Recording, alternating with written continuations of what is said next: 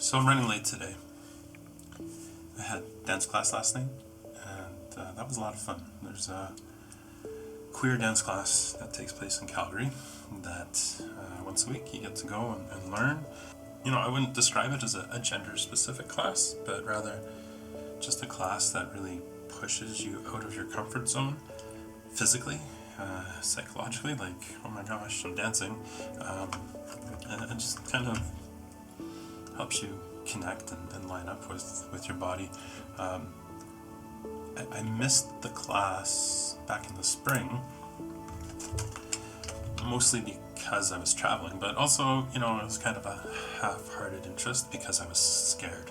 I was uncomfortable. And so I went down a couple weeks ago and had a blast, and I loved it. Really pushed myself to go, like I was part of it. It's my cat.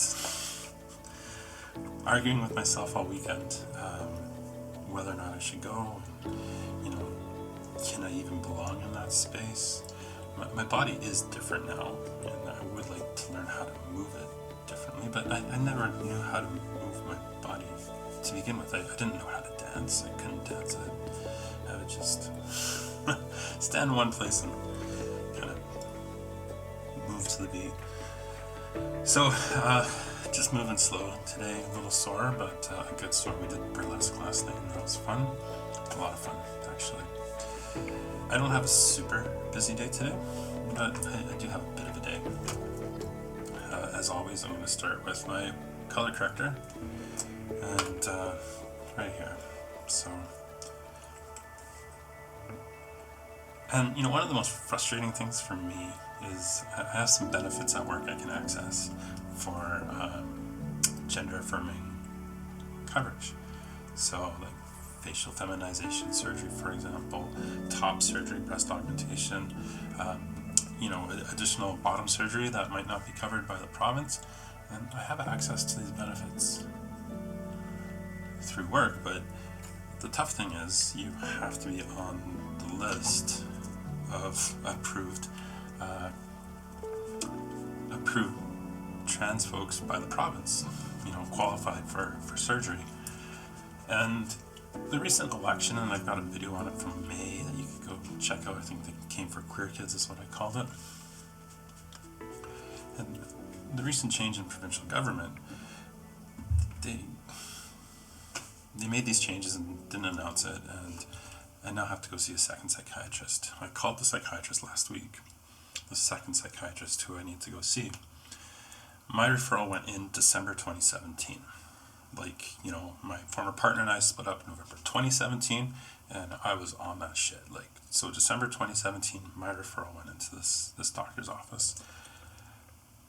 When I called, they were currently seeing referrals from March and April of 2016. And so, what that means is I've probably got another year and a half before I'll get that letter saying I'm officially transgender, or I'm officially able to get surgery, bottom surgery, through the province. And then there's a whole other waiting list to Montreal, or wherever the Alberta census at the time. And so my point to all this, with regards to the color correcting gel, is that one of the things that I could access is electrolysis, and $100 an hour, I don't have the money to go do that on my own, and it's really frustrating. So I'm going to see a doctor today, and well, my doctor. I'm going to see my doctor I've been seeing for almost 2 years now. I need to get my blood test, my workup renewed, because I had a standing order for my blood test, but it's going to expire, so they want me to get a new one. See if my prescriptions need changing, my dosages. I had a blood test on Friday. And the final thing I'm going to ask him about is whether or not I can get a referral for an orchiectomy. Whether I can get a referral for an orchi. And I know the trans folks watching this know what an orchi is. If you're one of the few cisgender dudes watching this, I'm going to ask about getting my balls cut off. And I say it flippantly like that because I'm a little angry about the whole process. I don't have a strong sense of dysphoria physically when it comes to my genitalia, but it's there, undoubtedly, but just not a strong sense of it. And so I'm gonna go ask for a referral. And I'm in insurance. I get why they introduce these extra steps. I get the barriers that are created to reduce incidents, reduce costs. From an insurance perspective, it makes total sense. But I think a number of us are going to go this route rather than waiting 3, 4, 5 years for bottom surgery. We're gonna go tie up a surgeon, tie up an OR. Probably $10,000 or $15,000 a pop to get an orchi. And in the end, still get bottom surgery a year or two later. So there's really kind of 3 reasons why I want to get an orchi.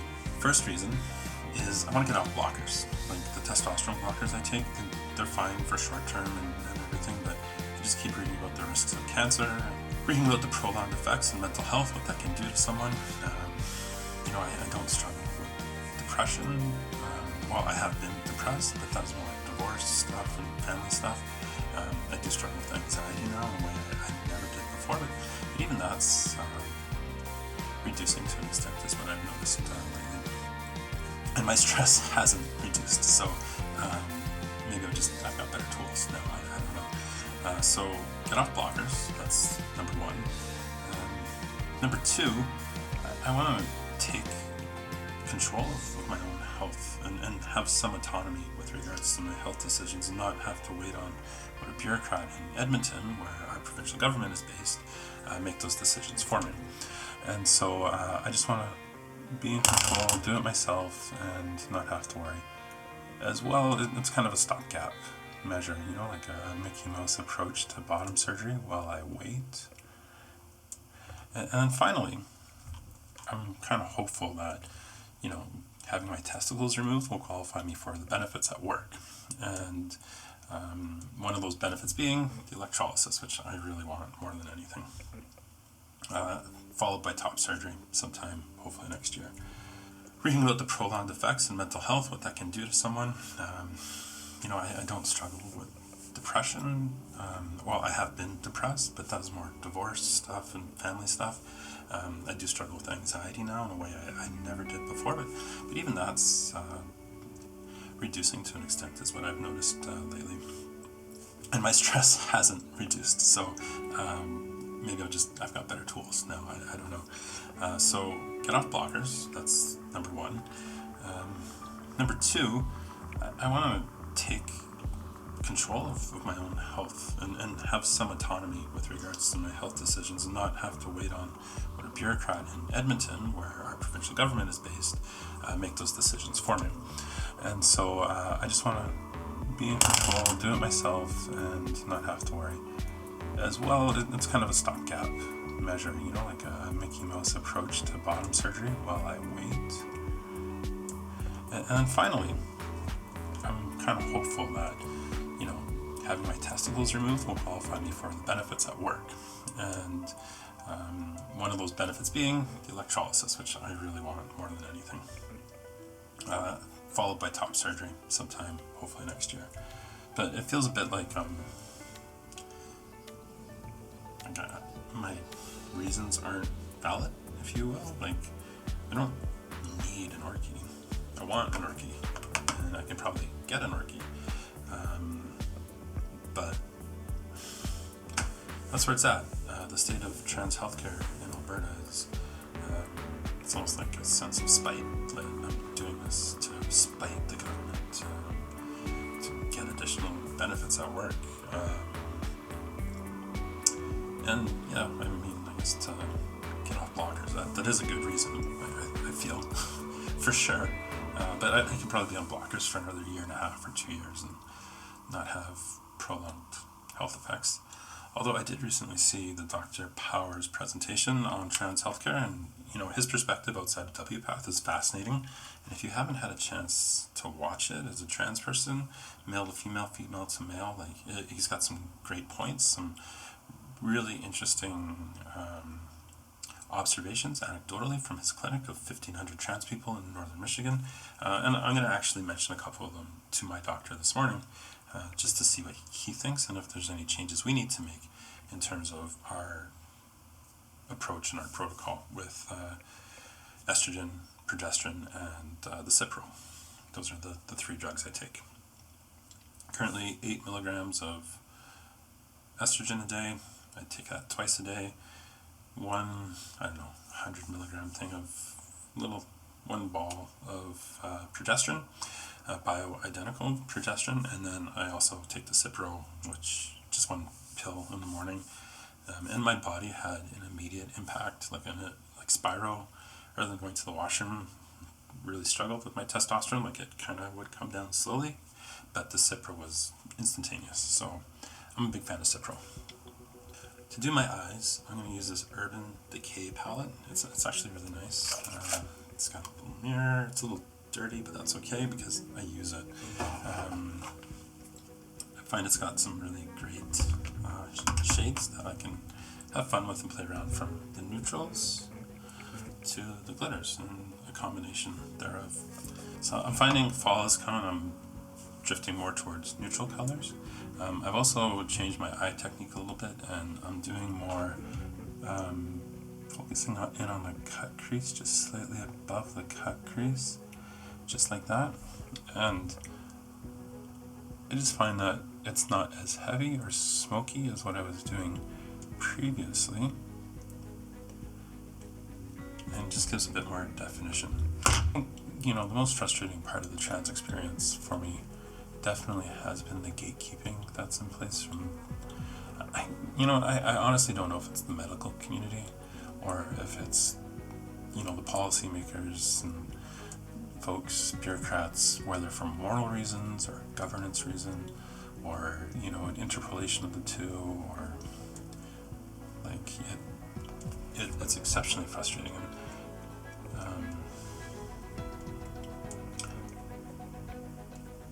When you consider that with gender dysphoria, trans folks, by the age of 40, this is the latest stat, 41% of us attempt suicide. And, the other part of the stat is that with regards to chronic illnesses combined, cancer, HIV, stroke, combined, they don't have that level of suicidality. Really, these surgeries are life-saving. They're not just life-changing, and they're certainly not cosmetic.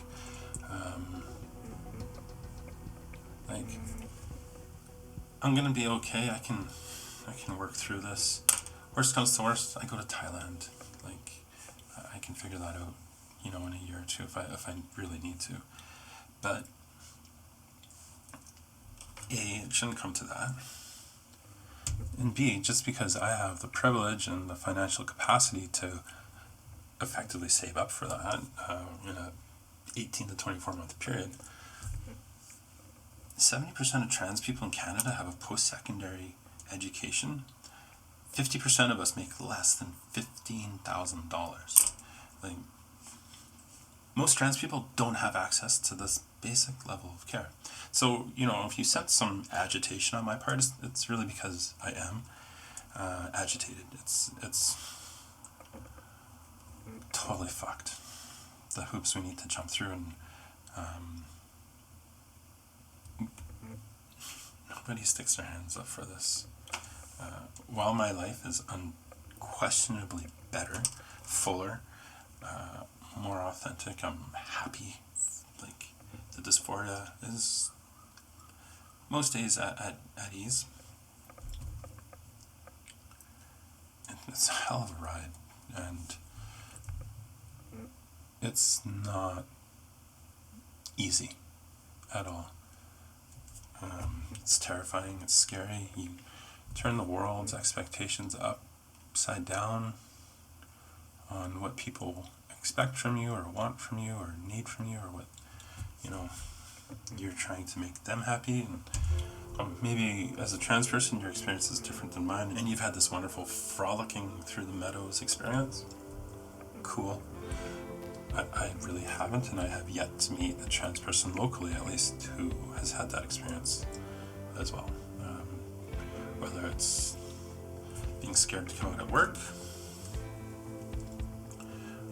losing a spouse, having children not speak to you, losing friends, family, siblings, parents. This is our reality. And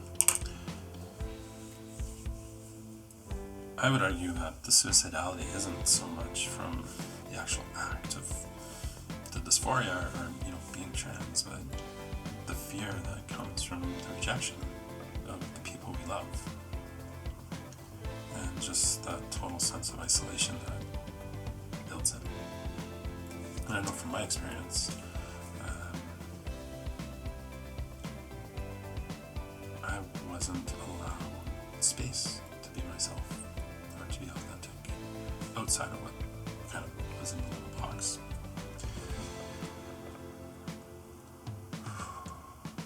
So, that's what we're dealing with. And, I'll go in today and I'll ask, and my doctor's great. We'll have some questions, no doubt. But I honestly don't know if A, I'm allowed, or B, I qualify, or C, if he'll even support me. And it's fine that, if he gives me a valid reason, I'm not going to go hunting doctors down to say, hey, cut my balls off. And there's two methods to the orchiectomy. There's one just, from below, taking it through the scrotum, the two testicles, and then the other, the one that I'm going to get, that I would prefer because it saves tissue for bottom surgery at a later date, is they go in through the top of the penis, through the inguinal canal, I think it's called, where, so, if a dude is watching, where you can get a hernia. And so they'll remove the testicles through there. A bit more complicated, for sure, but preserves the tissue for later surgery. So I learned this new technique about cut creases, and what I'm going to do is I'm going to try to do this in the camera, okay? So I'm going to find my natural crease, right there, and I'm just going to put it just right there. And then I took some concealer, put it on this little brush, put it on, and then what happens is it will create the line itself when you close your eyes, so you can now see where that, and I have hooded eyes, so that's why I'm doing this.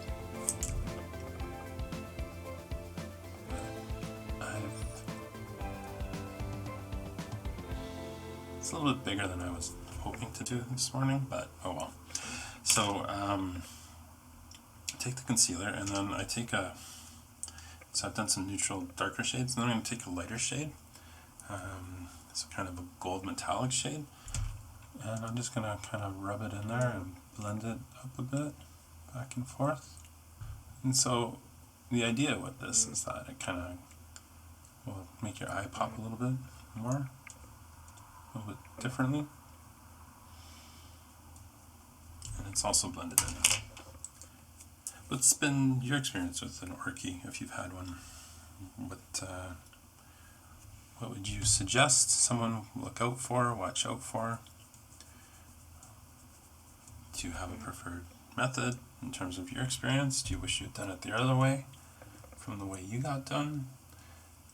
How has your life improved in terms of, say, sex? Because the interesting thing to me is you can still get an erection with an orchi, and I'm curious how that works without testicles. I don't need pictures.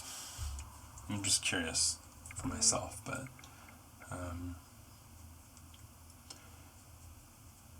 that was a surprising thing in my reading, is that people were still capable of functioning. So I put a very light metallic in the eyes and on the brow bone, just to kind of give it some definition there. I had it all over my face. So I do kind of, rather than using tape, I just fold a cotton swab, makeup remover, take the fall off, as well as just create a line straight up there. Sometimes I don't do as good a job. It looks pretty heavy on the bottom line, but I can live with that. Alright, so I'll just take some foundation. How's that look? Take some foundation. I like to get changed before I put my foundation on. I have wrecked 3 shirts by messing up the foundation. Just 1 squirt on the back. I'll probably have a second squirt later on, but for now it's 1 squirt on the back.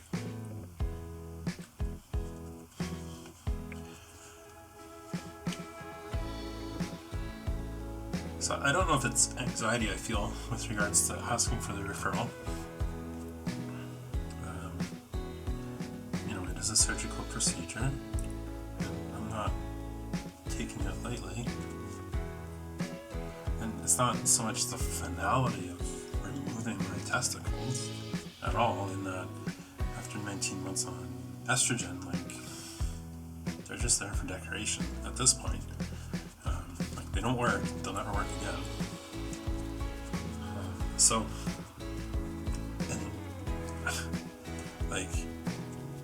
I can never go back. I could never, so it's not even a question of regret ever developing, because I'm so much, I'm in a much better spot than I was 2 years ago, and but it still is a step, and it's a big one. And I feel an unnecessary one. I shouldn't have to go through these hoops to get there. I'm not suggesting there shouldn't be wait times, or you shouldn't be assessed by a medical person or someone trained, but the issue is that there are so few people in this province trained that it creates a my cat agrees with me. It creates a massive backlog, years long.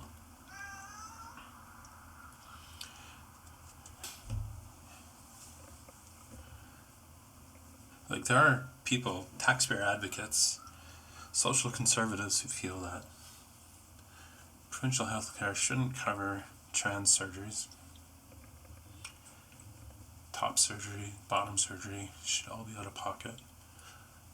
And I guess to them I say, fuck you. From the bottom of my heart. Primarily because it's not about political correctness. It's about compassion. People are going to die. I can't be more clear than that. Is that these decisions impact people on a very profound and existential level. And I've talked about existentialism previously, and Camus talking about how, the thing that doesn't make you want to kill yourself is your reason for living.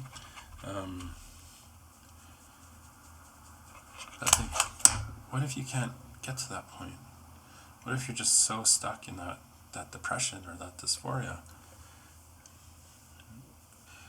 What if the dysphoria over years has caused some sort of break because you can't function? And some people can't with this. For a trans kid to not feel hope. And do you know why trans people are so passionate about trans kids? It's because we were trans kids, a lot of us. Or, people who realized it in their later years. For me, it was constant from the time I was 3 or 4 up, but, in talking with people who realized it, in their late 20s or 30s, what happens is everything in their life previously kind of comes into focus, and it's that was all dysphoria.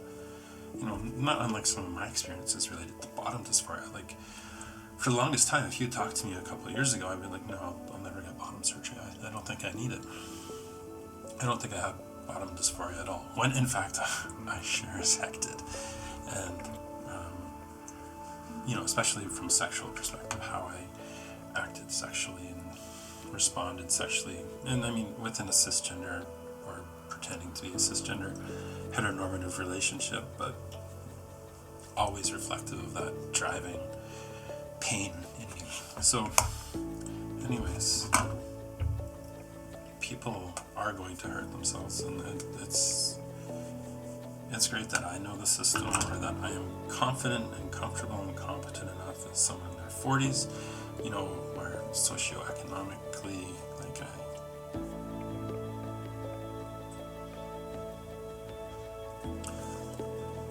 I'm not, from a socioeconomic perspective, I'm not intimidated by bureaucrats or bureaucracy. I can jump through the hoops, and I will jump through the hoops.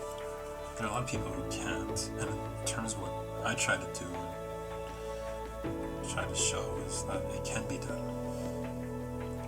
Or I can point you in the resources, if you're local, of where you can get help, where people will support you, encourage you, point you in the right direction. This is the form you need to do. This is how you complete it. This is where you need to go.